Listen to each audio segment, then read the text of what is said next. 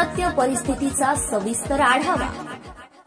महाराष्ट्र हा पुरोगामी विचारांचा आहे, मात्र आता समाजात दरी निर्माण करण्याचं काम सुरू आहे। समाजात दोष निर्माण करण्याचे काम सुरू आहे। उत्तर प्रदेशच्या धर्तीवर राज्याची वाटचाल सुरू आहे।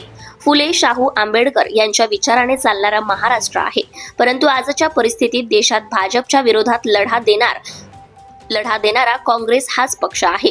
त्यामुळे काँग्रेसचे हात बळकट करणे आणि त्याच्या पाठी उभे राहणे महत्त्वाचे आहे। काँग्रेसच्या पदाधिकाऱ्यांना मी एक आश्वासन देतो की परभणीत काँग्रेस पक्ष 1 क्रमांकाचा पक्ष राहील। सगळ्या निवडणुकीत राष्ट्रवादी जिल्ह्यात पहिला होता, परंतु आता काँग्रेस पहिला पक्ष असेल असा विश्वास बाबाजानी दुर्राणी यांनी काँग्रेसमध्ये प्रवेश करताच व्यक्त केला आहे। दरम्यान बाबाजानी दुर्राणी यांनी राष्ट्रवादी शरद पवार पक्षाची साथ सोडत काँग्रेसची वाट धरली आहे। परभणीमध्ये सुरेश वरपुडकर काँग्रेसमधून भाजपमध्ये गेल्यानंतर आता माजी आमदार बाबाजानी दुर्राणी यांचा काँग्रेसमध्ये प्रवेश झाला आहे।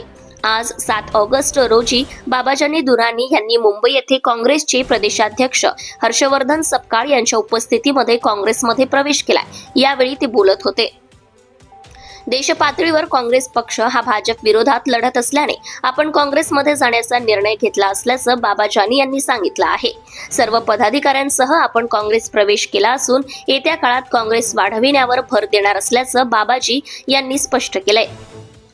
विधानसभा निवडणुकीतही त्यांनी पाथरी विधानसभेतून अपक्ष निवडणूक लढवली होती, त्यामध्ये ते पराभूत झाले होते। मात्र त्यानंतर बाबाजानी दुर्राणी हे मागच्या महिन्यात अजित पवार यांच्या राष्ट्रवादीत प्रवेश करणार होते। सर्व तयारी करण्यात आली होती, मात्र ऐन वेळी हा प्रवेश झाला नाही आणि आता बाबाजानी यांनी काँग्रेस प्रवेश करण्याचा निर्णय घेतला आहे। Subscribe now and press the bell icon. Never miss an update.